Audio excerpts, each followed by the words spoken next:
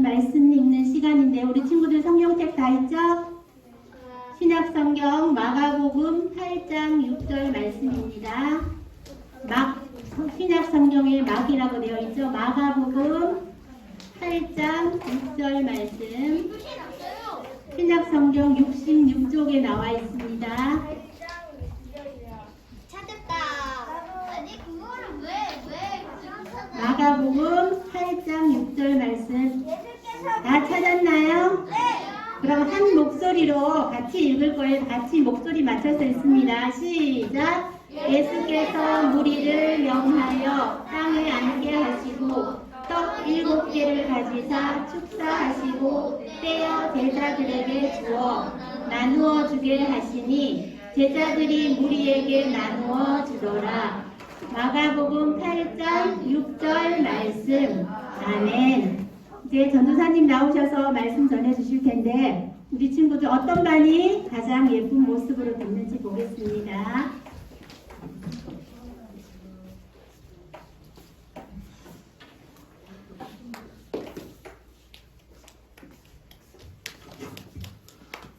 자,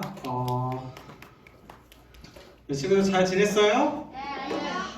아니요. 오랜만에 보는 친구도 있고 또 처음 보는 친구들도 있고 오늘도 우리 같이 하나님의 말씀 같이 보도록 하겠습니다. 자, 오늘 말씀 제목인데요. 우리 친구들 큰 소리로 읽어보도록 하겠습니다. 아직 시작. 긍휼히 여기는 나. 내가 숨지. 여러분들 긍휼이라는 단어 혹시 들어본 적 있어요? 네, 들어본 적 있는 친구 한번 손 들어보세요. 긍휼. 난 들어봐. 채린이, 승균이. 이건 한번 내려보세요. 그럼 난 못 들어봤다. 오늘 처음 들어봤다. 못 들어본 사람이 더 많아요. 못 들어보는. 오케이. 자, 내려보세요. 긍휼이라는 단어를 잘 설명해주는 최근에 신문에 뉴스가 있었어. 어떤 뉴스인지. 위기? 자, 여기에는 초등학교 1학년 친구가 쓴 편지가 있어요. 한번 읽어볼까요? 근데 잘 안 보인다. 아니 이거 너무 흐리잖아요. 안녕하세요. 저는 군복초등학교 1학년 이유나라고 합니다. 코로나 때문에 숨이 답답하지만 마스크를 꼭 써야 해요. 하지만 마스크를 살 수 없는 이웃분들이 계실 거예요. 제가 공부를 잘하면 착한 일을 하면 엄마가 100원씩 주세요. 그 용돈을 사서 마스크를 샀어요. 코로나 꼭 여러분에게 전달해주고 싶어요. 이러면서 편지와 함께 50개 마스크 50개를 사서 여기가 어디지? 경찰? 이런 데다가 갖다 준 거예요. 마음이 어때요? 너무 이쁘죠? 자기뿐만 아니라 혹시 도움이 필요한 사람들을 불쌍히 여기는 마음, 사랑하는 마음, 이것이 바로 오늘 우리가 말씀 제목에 있었던 긍휼한 마음이에요. 근데 나는 저 사람이랑 상관없는데요? 난 처음 보는 사람인데요? 내가 왜 저 사람을 사랑해야 돼요? 라고 생각하는 친구들도 있을 수 있어요. 오늘 우리가 보았던 오늘 말씀 어디 본문이죠? 무슨 복음? 마가복음의 내용에 대해서 같이 보도록 하겠습니다. 예수님이 있던 시대에는 어때요? 예수님을 쫓아다니는 사람들이 굉장히 많았다고 우리가 알고 있어요. 왜 예수님을 쫓아다녔을까? 기적을 일으키는데 배고플 때 밥도 주시고 내가 아픈데 병을 낫게 해주시고 태어났을 때부터 걷지 못했던 사람도 걷게 해주시고 손이 움직이지 않았던 사람을 손도 움직이게 해주시고 예수님이 가는 곳마다 놀라운 일들이 일어났어. 특히 전도사님처럼 막 돈도 많지 않고 또 마음도 아프고 여리고 이런 사람들은 예수님을 굉장히 좋아했어. 왜냐하면 예수님이 아프고 또 혹여나 다른 사람들로부터 따돌림 당하고 이런 사람들을 난 너 몰라, 나한테 오지마 이렇게 하지 않으시고 딱 다가가신 거야. 딱 다가가서 승균아, 내가 널 사랑해. 딱 하면서 예수님이 오히려 아무도 다가가 주지 않는 우리 친구들 주변에도 혹시 그런 친구들이 있어요? 아니요? 아무도 관심 가져주지 않고 혼자 지내는 친구들. 전도사님은 어렸을 적에 봤었어. 근데 나는 그렇게 못했어. 나는 혼자 있는 친구에게 먼저 말 걸어주지 못하고 너무 부끄러웠어. 나도 내가 어떻게 말을 걸어, 나랑 모르는 앤데. 근데 예수님은 안 그러셨다는 거야. 하여튼 그래서 예수님을 따라다니는 사람들에게는 예수님은 완전 인기쟁이였어. 연예인보다도 훨씬 좋아하는 사람이었어. 왜냐면 예수님을 쫓아가면 좋은 일이 생기거든. 그리고 하나님의 말씀을 너무 잘 전해주시고 하나님 어떤 분이시고 하나님 우리를 얼마나 사랑하는지 알려주시고.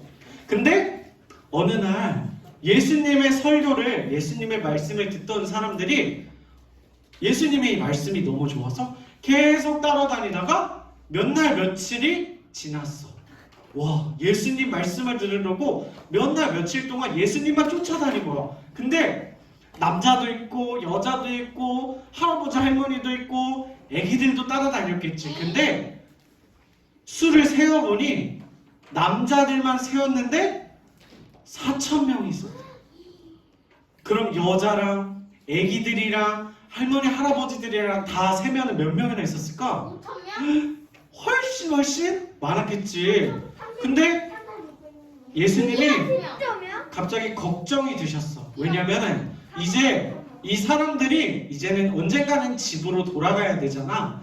근데 이제 집으로 돌아갈 시기가 됐어. 성경에는 사흘이 지났대. 사흘은 3일이라는 뜻이거든. 3일 동안 예수님 쫓아다니다가 이제는 헤어져야 되는데 사람들 상태가 별로 안 좋아. 왜냐면 배가 너무 많이 고팠거든. 집으로 가는 게 요즘은 자동차 타고 기차 타고 자기 집으로 가고 그러지만 옛날에는 뭐가 있어? 말. 근데 4,000명 넘는 사람들이 다 말 타고 왔을까? 그렇게 말이라는 거는 지금도 자동차 있는 거는 돈이 있어야 사잖아. 근데 예수님한테 왔던 사람들은 사실은 돈이 없는 사람들이 훨씬 많았어. 간절해서 내가 혼자 병원 갈 돈도 없고 밥 먹을 돈도 없고 이런 사람들이 예수님을 더 좋아했어. 근데 여기 예수님은 공짜로 주시는 분이었거든. 오늘도 마찬가지였어. 그래서 예수님이 생각을 하셨어. 이 사람들 집으로 돌아가는 길에 굉장히 배가 고플 텐데 어떻게 하면 이 사람들을 살펴줄 수 있을까 하면서 이 사람들을 불쌍히 여겼다고 오늘 말씀에 있어. 마가복음 8장 2절을 보면 그렇게 나와 있어. 우리 승균이가 한번 큰 소리로 읽어줄 수 있겠어? 잠깐만요. 오케이. 아직 준비가 안 됐구나. 자, 우리 큰 형의 목소리를 일어나서 한번 읽어줄까요? 예, 좋습니다. 한번 큰 소리로 읽어주세요. 네, 8장 2절. 내가 그들을 불쌍히 여기노라. 그들이 나와 함께 있은지 이미 사흘이 지났으나 먹을 것이 없도다. 앉아주세요. 감사합니다. 뭐가 없대요? 먹을 것이 없어. 그리고 이미 사흘이나 지났어. 그리고 가장 중요한 거는 예수님이 너무 불쌍히 여겼다라는 거예요. 불쌍히 여기고 끝이 아니었어. 놀라운 일이 벌어졌어. 뭔데요? 예수님이 혹시 너희 오병이어 들어봤니? 아니요. 오병이어 물고기 5마리, 떡 5개, 물고기 2마리 그 사건이 있었고 또 이번에는 똑같은 게 아니야. 이번에는 칠병이야. 7개의 떡과 2개의 물고기를 예수님이 축사하시고 기도하시고 사람들에게 나눠주는데 양이 줄지 않고 계속 늘어나. 생선기? 모두가 배불리 먹었어. 남자만 4,000명을 셌다고 했잖아. 남자만 4,000명을 셌는데 남자를 포함해서 여자도 아이들도 기도하시고 나눠줬는데 모두 배불리 먹고 조금씩 머리카락 하나, 물고기 머리카락 하나, 꼬다리 하나 이렇게 먹은 게 아니라 배부르게 먹고 남은 게 7 광주리가 남았대. 7 바구니 같은 건가요? 7 바구니 맞아. 근데 오병이어 사건 때는 12바구니가 남았거든. 근데 이번 바구니는 광주리라고 하는데 이 광주리는 저기는 이제 좀 작게 보이는데 이 광주리 크기가 어땠냐면 사람이 들어갈 수도 있었대. 거기. 그러니까 거기도 꽉 찼다고요. 거기가 꽉 찬 게 몇 개가 남았냐면 7개. 그러니까 굉장히 많은 사람들이 풍족하게 먹고 남았던 사건이야.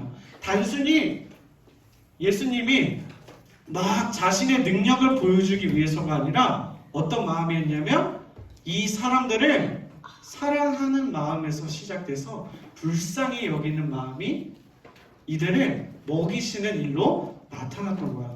예수님은 이들을 긍휼히 여기셨어. 긍휼. 그리고 또 한 사건이 있었어요. 어떤 사건이냐면 예수님이 갈릴리 바다 근처에서 많이 돌아다니시면서 예수님의 말씀을 전했는데 베단이라는 동네가 있었어. 그 동네를 갔는데 그 동네에는 3남매가 있었어. 알아요. 마르다와 마리아와 나사로라고 하는 형제들 남매들이 살았는데 예수님이 올 때마다 자기 집으로 불러서 예수님을 극진히 대접해 드렸어. 근데 어느 날 나사로 남자 형제가 죽을 병에 걸렸어. 그래서 예수님께 나사로를 살려달라고 사람을 보내는데 결국 나사로는 어떻게 됐을까? 이미 죽었어. 그렇게 예수님이 언제 오시는지 기다렸는데 결국 죽어버렸어. 근데 예수님이 그때 바로 어떤 행동을 취하시기 전에 했던 행동이 있어. 그것은 바로 예수님도 눈물을 흘리신 거예요.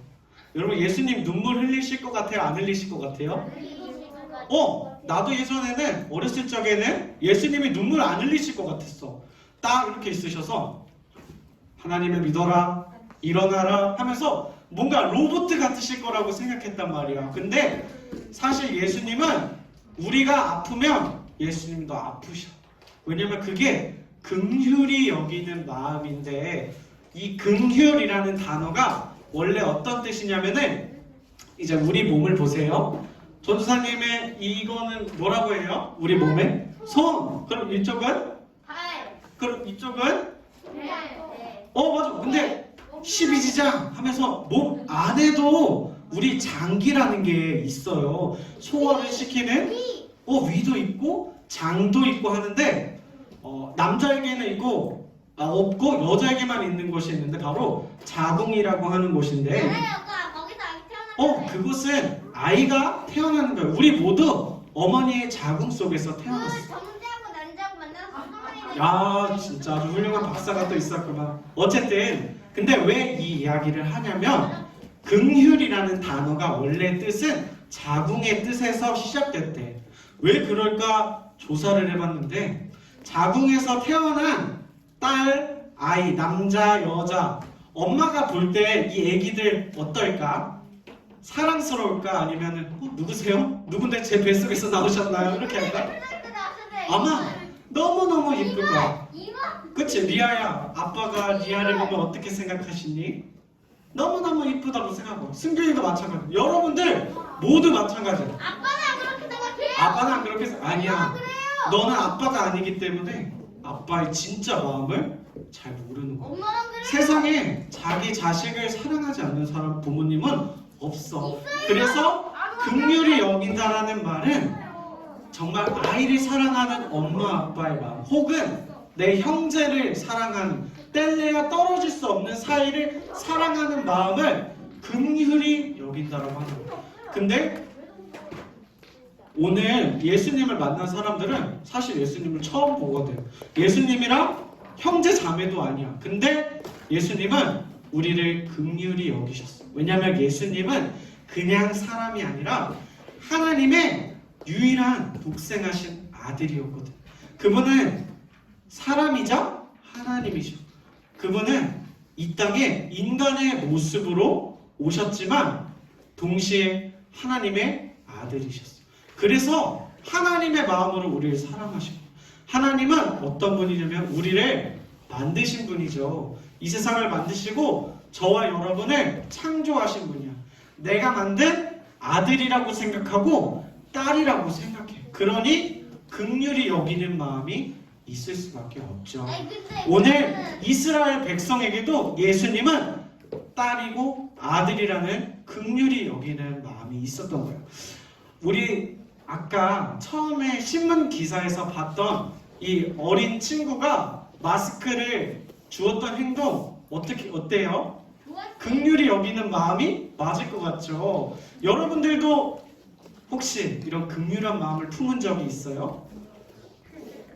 나는 긍휼히 여기는 마음까지는 아니지만 안타깝다고 여긴 적은 있던 것 같아요. 근데 긍휼히 여기는 마음은 단순히 불쌍하다, 안 됐다 이게 아니야. 책임져 주는 거야. 예수님은 불쌍히 여기고 3일 동안 배고파서 어떻게 걸어가니? 안 됐다, 잘 가 이랬던 게 아니라 배부르게 먹을 만큼 남을 것을 해주셨어.